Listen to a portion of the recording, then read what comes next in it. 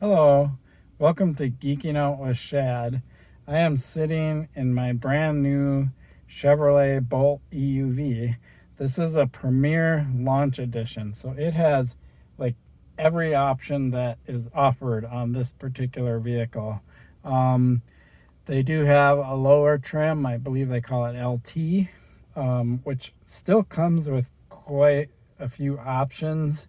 So don't kind of take a lot of this stuff with a grain of salt. Even the lower price model still comes with a lot of sweet features and a lot of the same things. But this car is going to offer things like Super Cruise, which is these little added pieces where I can literally have the car drive itself. Super Cruise is similar to the Tesla Autopilot. And it's just got a lot of additional things. It's got the Bose sound system in it, which sounds pretty good. It's got this sunroof, which is larger. I've never had like a larger sunroof like this. I call them sunroofs. Some people call them moonroofs, whatever. But it's cool because it just allows more light in, and I like it. And then, of course, just this section opens. And that shade can close, and it's kind of cool because sometimes the sun's beating down even through that tinted glass, and yesterday was a super hot day. Today is kind of gloomy, and the sun was beating through there, so it was nice to be able to close this. I'm going to open it back up because I think it allows more light in for the video.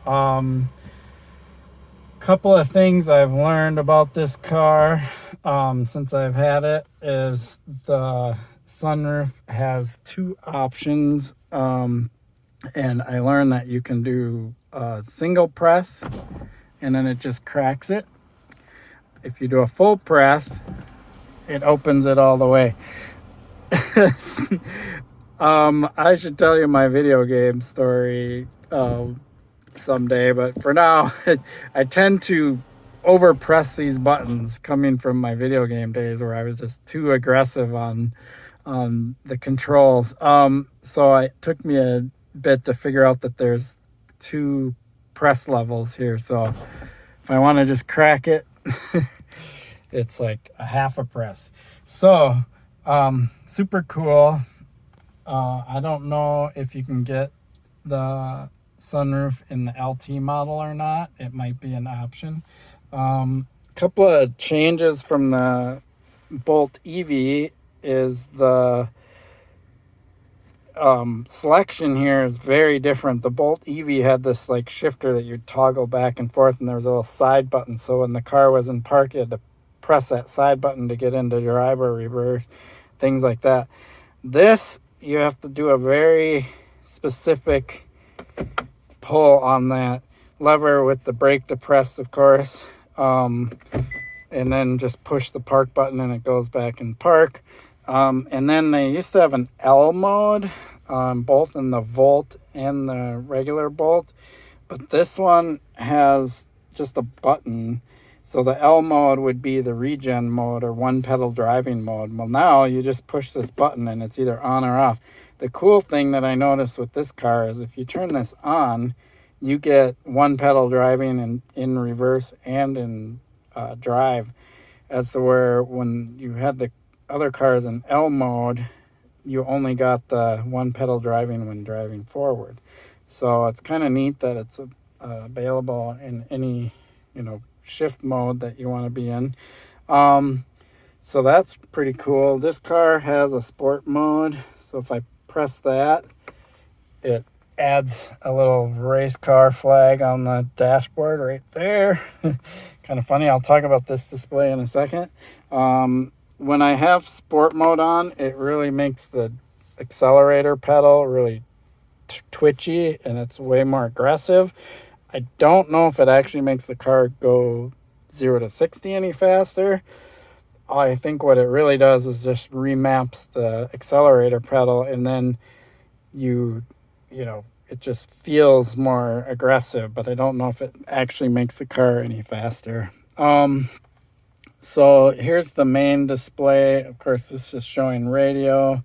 I think if I hit the home button, it just, oh yeah, it goes here to the apps mode. And I have all these things. I have a Pixel 5 in my hand right now that I'm filming with, a Google Android phone. So I have Android Auto. That's automatically synced. The coolest thing about this car is I don't have to plug a cable in to do Android Auto. I have a Toyota Tacoma and that has Android Auto, but I have to have the USB cable plugged in for that to work. This car I don't, so I like that. It does have wireless phone charging too, so I can throw my phone on there and use Android Auto, and I'm charging and I have no wire connected and so on and so forth. Super cool. So there's all these apps. I'm not going to get too into them. Obviously there's Alexa. I don't have that. There's the My Chevrolet app. I don't know what's on there. I've never clicked on it, but I also have a My Chevrolet app on my phone. Okay, so it's asking me all these things because I haven't done anything with it yet. I'm not going to do that right now. So, but then it's got Spotify, which I don't use, and then things like that. The one thing I do think is cool is if you click on this green leaf, it gives you all this information about the state of the car and the charge and the energy being used, and then you can kind of look up like what the climate settings are using versus driving modes and things like that. Climate settings do affect your range, so it's kind of good to know how much they're affecting your range or your percentage of battery usage. This is an interesting screen. You can see the climate thing is affecting it, running air conditioning and cooled seats. Yes, this has heated and cooled seats, which I haven't talked about yet. Super cool. And apparently it even has heated rear seats from what I was told. I don't know how those work yet, but I'll figure that out. And so it's pretty cool. History, I don't have a ton of history because I've only had the car for a couple days, but it does tell you all this neat information. So if you're into kind of looking up the energy usage and stuff, that's cool. Charging, it can tell me like if I wanted to hook to level 2, I could have the car completely charged by 2:45, things like that, right? Which means it is 10:47, so you do the math. So it's pretty cool. This car does have the ability to do fast charging through CCS chargers, which is also super cool. Bolts, because of it's that older battery architecture, not the new Ultium one, it doesn't fast charge super fast. So if you do use a car like this for road tripping, you're gonna have longer stops at the charge stations and so on and so forth. So these cars probably aren't ideal for road tripping if you do it a lot. I actually want to try it just out of curiosity to see how it goes, but yeah, I wouldn't call this like a good road trip car. Something like a Tesla, any other Teslas, but like a Model Y, Model 3, whatever. Those are better road tripping vehicles because you have the Tesla charging network and you have longer range, like 300 some miles. I don't know how their range is on the highway. We'll do some highway testing with this car. I've already seen some on YouTube, so I've seen variances from 190 miles to 220 miles of range on the highway. The variances are really going to have to do with the speed that you go. So I'll talk about that in another video. Let's go ahead and look at some of the other things. This car does have lane keeping assist. That was on when I bought the car and I was driving it home. It's actually less intrusive than the one on my Tacoma. My Tacoma, I've turned it off because when I start to drift out of the lane, it like yanks on the wheel and pushes me back, and it's like, it's not very subtle. And I was like, well, that's kind of gross. Like when you're driving down the road and you have it do it. This car, when I got to the edge of the lane, I could feel a little bit of tug, very gentle on the steering wheel. And then as I got more and more off the lane, so I did this on purpose just to see it once I realized it was on.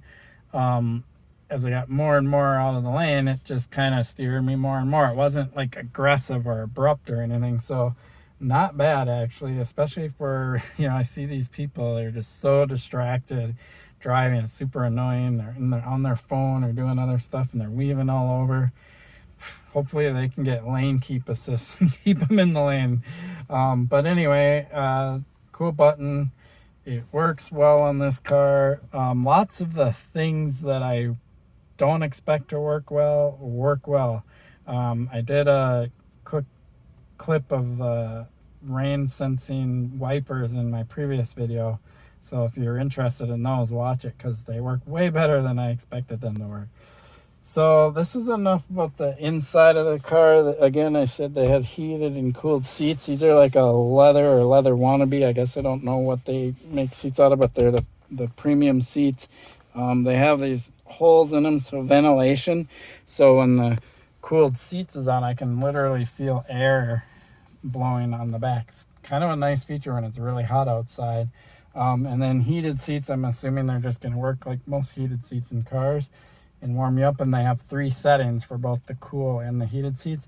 You actually use the same control. So you'd go down and you can do different modes of the cooled seats. And then I believe you go up and then you do different modes. Up, I guess I go the opposite direction. Yep. To do the heated seats. So same control. It's a little funky, as I just showed there. I wasn't quite sure which direction, but you figure it out, and the more you use the car, you figure that stuff out. Heated steering wheel, so on and so forth, things like that. It does allow me to set the temperature in the car. All of that, pretty common stuff in cars nowadays, at least mid to upper trim level cars.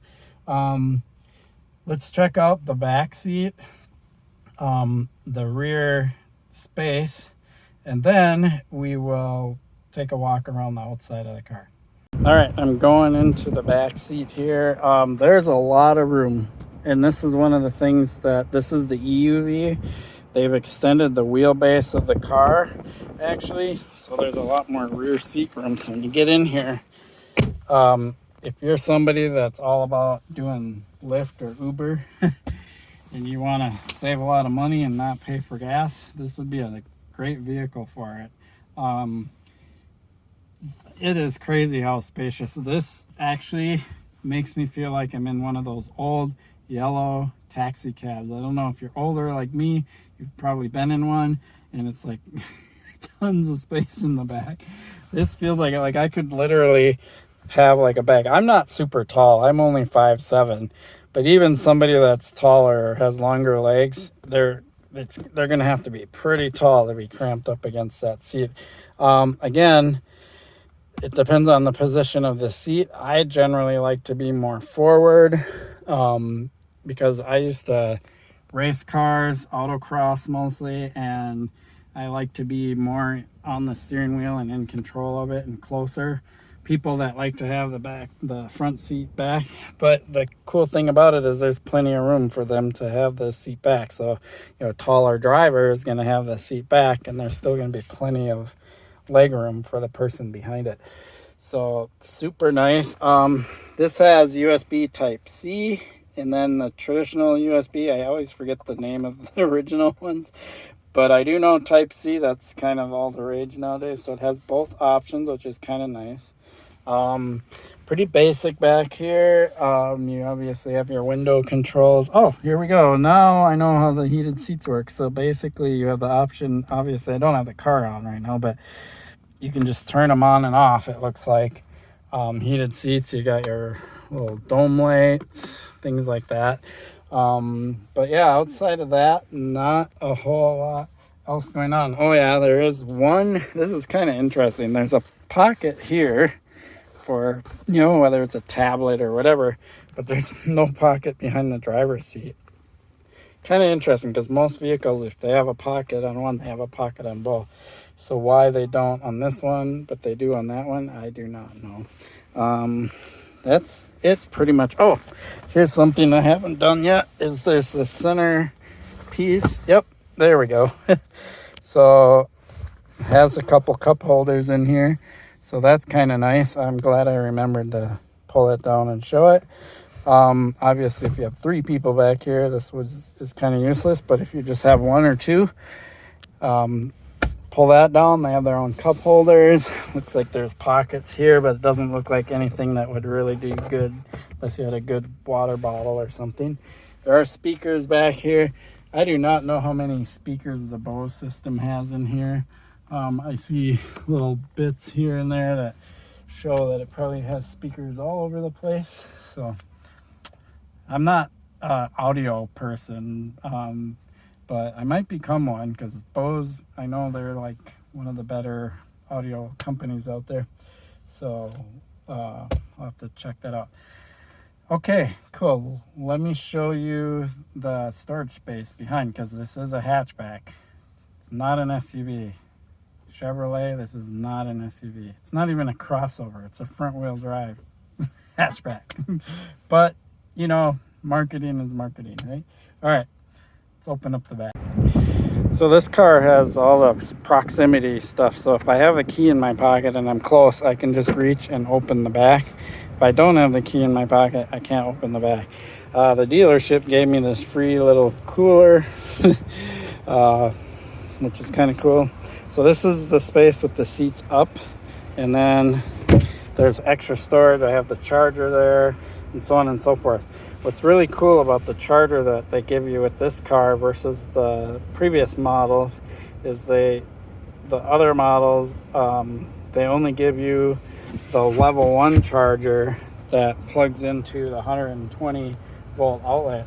This car gives you a level 1 and level 2 charger, and basically you just swap out what plug goes in there and it'll give you level 2 charging or level 1 charging. So I actually have 240 NEMA 1250, I think it is, something like that, outlet at my property up north, because I intend to drive this up there, and then I can plug this in. I'll have level 2 charging while I'm up at my property, which is super slick. So that's what it is with the seats up. So it's a decent amount of space, but not a ton of space. Could definitely put some luggage in here. Of course, this comes off if you need it to, which I'm going to take off, and I'm going to fold the seats and show you this area with the seats folded. I am a cyclist, and I want to be able to throw my bike back here. I also still ride BMX. Yes, I know I'm old, but I still ride BMX, which is a much smaller bicycle. I should be able to put that in here with the seats folded without having to remove a wheel. But my mountain bikes or road bike, you're going to definitely have to remove the front wheel to fit it in here. So let's fold all this stuff, and I'll show you. Folding the seats is super simple. There's just a button and you push them forward, and they lay pretty flat. I wouldn't say this is as flat or as roomy as a Honda Fit, which for some reason the Honda Fit is a miracle how much space there is in the back of those things. But this is pretty roomy. I would definitely be able to throw my BMX bike in here with my gear, you know, helmet and pads and all that. And then I'll be able to do a mountain bike, but to do a mountain bike I would definitely have to take my front wheel off. But plenty of storage space back here. It's pretty awesome. And I believe it's a little longer than the original Bolt EV. As far as when the seats are folded, when the seats are up, I think it's about the same back here. So cool. All right, let's show you the outside of the car. We'll start up at the front. What's kind of cool about a lot of EVs is they don't have like a grill, a traditional grill, which is kind of cool. I definitely like the blacked out Chevrolet bow tie there, the lights and so on and so forth. It's pretty cool. Look at it from the side. So this EUV looks way better than the original Bolt EV. Excuse the wind there. The Bolt EV was very dorky looking, I thought. Still liked them, but they were definitely kind of more quirky and dorky looking. This is actually cool looking. You can see they're doing some of the more modern Chevrolet language, like that, what they're doing with Blazer and stuff like that, where they cut up like that in the back and things like that. So it definitely has more of that feel to it. The back is very different. Very cool. I mean, this looks pretty slick. It's funny because of this color. I'll tell you right now, I do not know the name of the color on this car. We're in the supply chain shortage. It's actually hard. I'm actually glad I was able to get this vehicle. I just got the color that they had, and I actually like the color. It's definitely a dark, like silver, and in the sun, it's definitely got that metallic paint to it. It looks kind of flat right now because it's cloudy out. This blue really stands out in this car, and mainly because everything's black, and so instead of silver wheels, it's got black wheels. I don't know if that's just a launch edition thing or not, but it's got these kind of cool little plastic, of course, things. This is aluminum, that's plastic. Probably helps with the aerodynamics of the wheels when they're moving. So charge door is here. That's pretty much traditional. This is blacked out, which I kind of like, so I don't have those bright blue bits there, so it's only in the back that's there. Turn signals in the mirrors, which is really cool, and I like that it wraps around so people can see it from different angles. Very slick car. I like it, and it actually looks really good.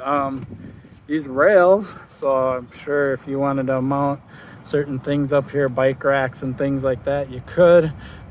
I personally don't like the idea of mounting anything on top of an EV because your range will just go way down. What I actually plan to do, because I am a cyclist, I'm trying to find a hitch. I know there's a couple companies that make them, and I'll put a hitch on there, and then I can put my bike rack on the back. And with the bike rack on the back, the aerodynamics will be better. They won't be perfect, but I'll get better range than if I put like bikes on the roof.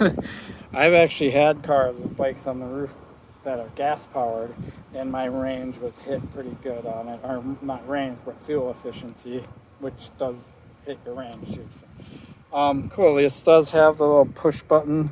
Again, if I have my key fob in my pocket, I can lock and unlock the doors with that.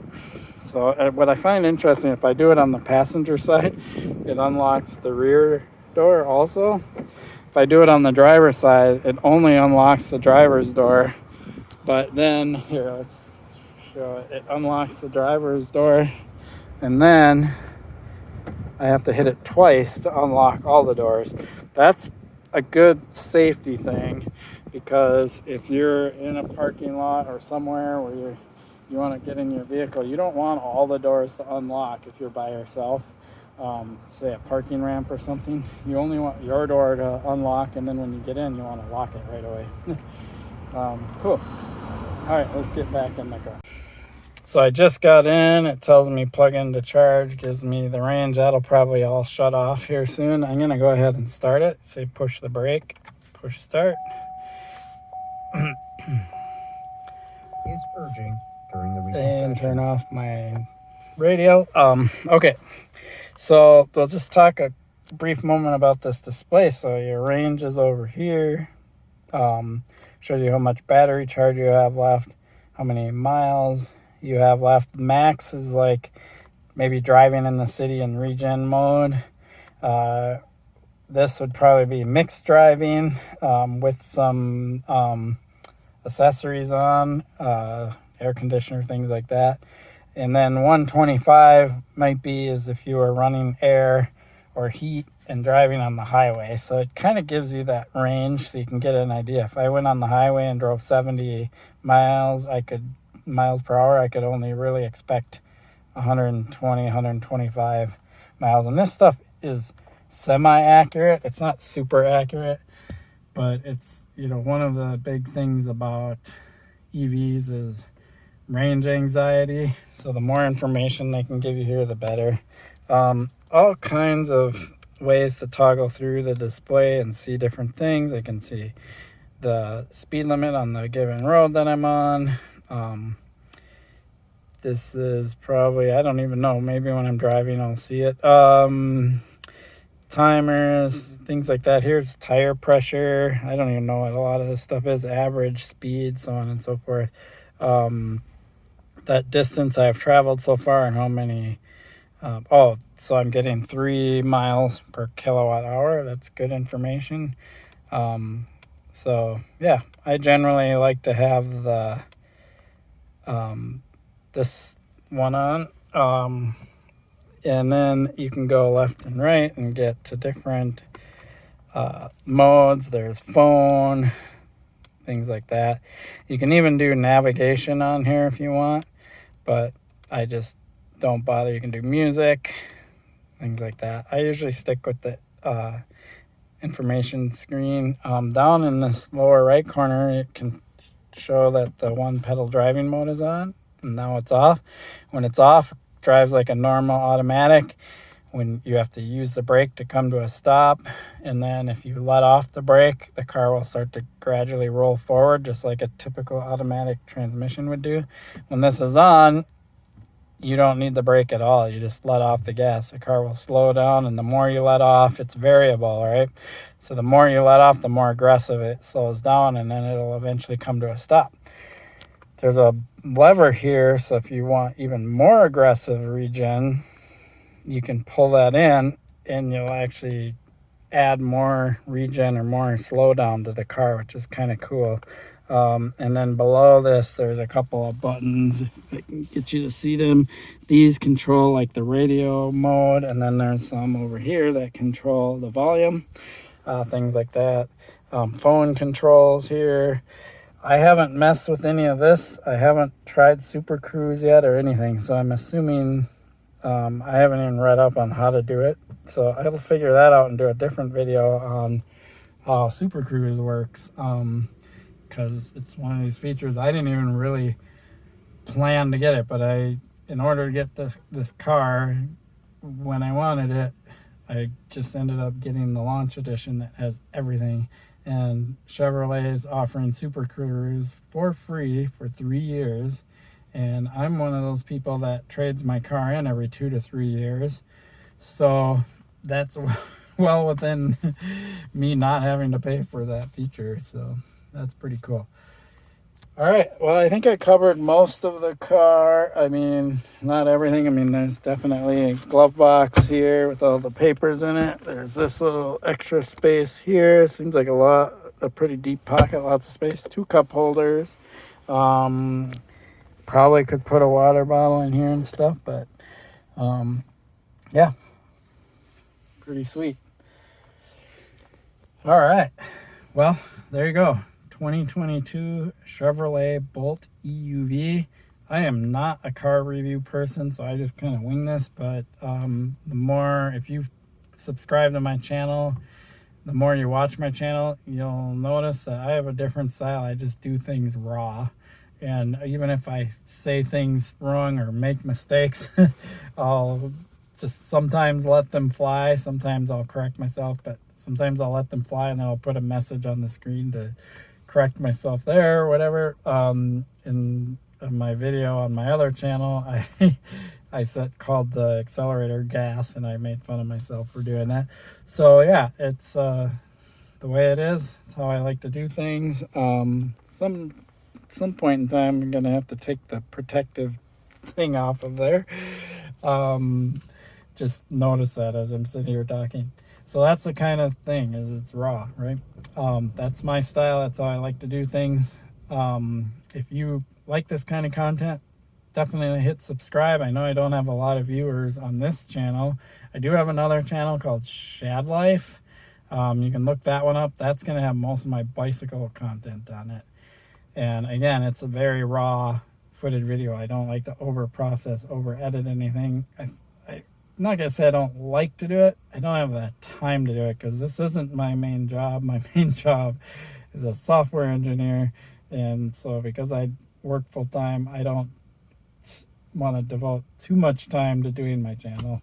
But I do like to do this stuff and talk about the things that I own or things that I get from people. Over on the bike side, I do get stuff sometimes this channel, it's too new. Nobody's going to give me a car to review when I only have a few subscribers, right? But maybe down the road someday that'll happen if I get more subscribers. Cool. There are plenty of reviews on this vehicle, so if you're curious about more specs, more details, things like that, definitely search Bolt EUV in YouTube and you will find tons of videos on this car, and even range tests. The difference for me is I live in Minnesota. I'll be able to do an actual true cold weather, and when I say true cold weather, we're talking teens, single digit numbers, below zero numbers come, December, January, February up here. I don't see hardly anybody doing EV tests in those colder temperatures. And yes, the range gets significantly reduced because you're running the heater and the battery doesn't function as well in the colder temperatures, things like that. So I will be doing reviews like that, but of course, August? Yeah, probably 5 months before I'll be doing those reviews, but I definitely will do them, and we'll talk about range. I'll also do some ranging while we still have the warmer weather here, driving up to my property, how that works, plugging it in, charging, all of that stuff. I'll be doing different videos on this car. Oh, forgot to talk about the mirror. Just realized this is a normal mirror. It's got that's like one of those features I would like never ask for in a car, but it's actually got a camera rear view. The nice thing about it is you don't get any of the obstruction of the seats and such, and you just purely see what's going on. As an older person, I don't know, it takes me a lot to get used to changes like that, and I'm not as comfortable with them as somebody that's probably younger or newer to driving cars. So we'll see if I end up using that feature much or not. So cool. All right. Please like and subscribe. Peace.